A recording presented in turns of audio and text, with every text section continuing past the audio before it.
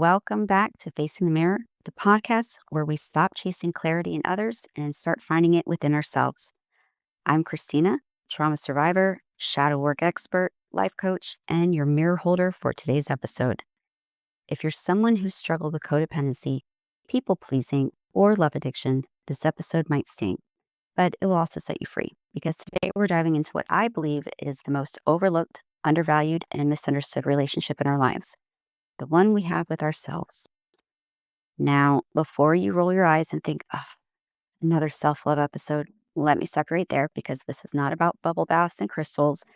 This is about trauma, programming, conditioning, and the core relationship blueprint that dictates who you love, how you love, and what you tolerate in the name of love. So let's just strip it right down to the roots.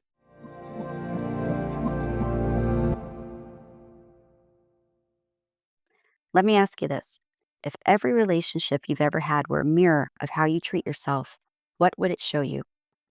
If you're constantly attracting people who are inconsistent, emotionally unavailable, manipulative, or even just emotionally unsafe, you have to stop asking, why do they keep doing this to me? And start asking, what am I doing to myself that makes this feel like home?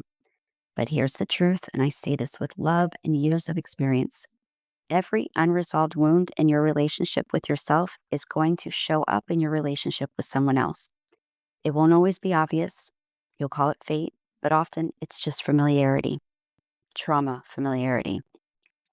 For example, if you grew up believing you weren't enough, not because someone said it, but because of how they treated you, that enoughness becomes your default setting.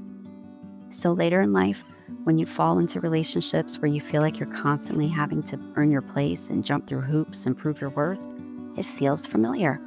And familiar feels safe, even if it's slowly killing your spirit. Where it all begins, of course, is childhood, right? It's good to point that finger outward. But let's be honest, most of us, no matter how loving or well-meaning our caregivers were, we go through kind of like trauma we really don't acknowledge. And it's actually classical conditioning. So from birth until about, 2, we live in a world of unconditional love. We cry, someone picks us up. We exist, and we're celebrated just for being. But then things shift. Around 2 or 3, that pure unconditional love often begins to be replaced by performance-based love. You're praised when you're good, scolded when you're bad. You're told, "Don't cry like that," or "That's not what good girls or good boys do." And that love becomes a reward and not a guarantee. And this is where the trauma of conditional love is born. We start thinking, I must behave a certain way to be loved. I must shrink, silence, fix, please in order to be enough. Does that sound familiar? This conditioning becomes the root of our adult patterns, especially love addiction. Let's get brutally honest here. Love addiction is not about the other person.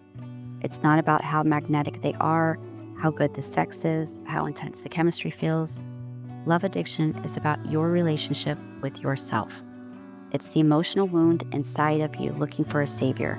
It's the belief that if someone finally chooses you, it means you're worthy. But here's the truth bomb.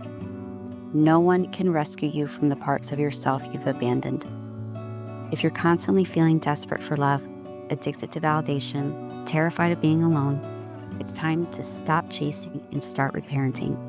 Because what you're really addicted to isn't love. You're addicted to the idea that if someone else fills your emptiness, your pain will go away. But the wound was never caused by their absence. It was caused by your self-abandonment. Let me ask you some comforting questions.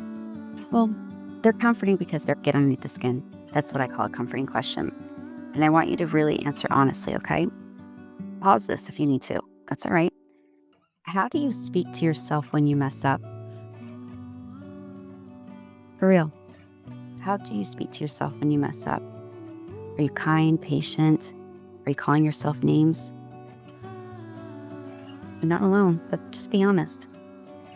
Here's another one. Do you abandon your needs to meet someone else's? Are you self-sacrificing? Are you no longer speaking up because you just don't want there to be an argument? Do you stay in situations that hurt, hoping that they'll change? Are you chasing love that feels more like a fix than a foundation? It can become that addiction. Get that dopamine rush. Ooh, that is the high. So if the answer is yes to any of these, don't panic. Don't shame yourself.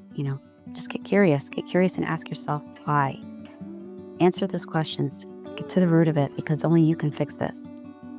The way we love ourselves sets the tone for every other relationship that we have. We do set the precedent for how people treat us. If you betray yourself, you'll tolerate betrayal from others. If you abandon yourself, you'll chase people who abandon you. If you're disconnected from your needs, you'll attract people who don't care to meet them. Here's the good news. Just like love addiction is learned, so is recovery. And it starts with 5 foundational pieces. Number 1, daily self-check-ins. Ask yourself, what do I need today? Emotionally, physically, spiritually. Second one, reprogram your core beliefs. Write down the lies you've been living and create new truths to replace them. Third one, nervous system regulation. Use tools like breath work, cold water, tapping, or grounding to remind your body that I am safe.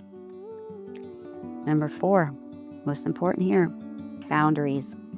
Learn the difference between connection and enmeshment. Boundaries are not rejection, they're self-respect. It's that line in the sand. It's your non-negotiable. And just remember, it has to apply for everyone. It protects you. It's your warm blanket. Rules control other people. Boundaries protect us. And last but not least, mirror work. Look at yourself daily and say, I choose you. I won't abandon you anymore. Look at yourself in the mirror.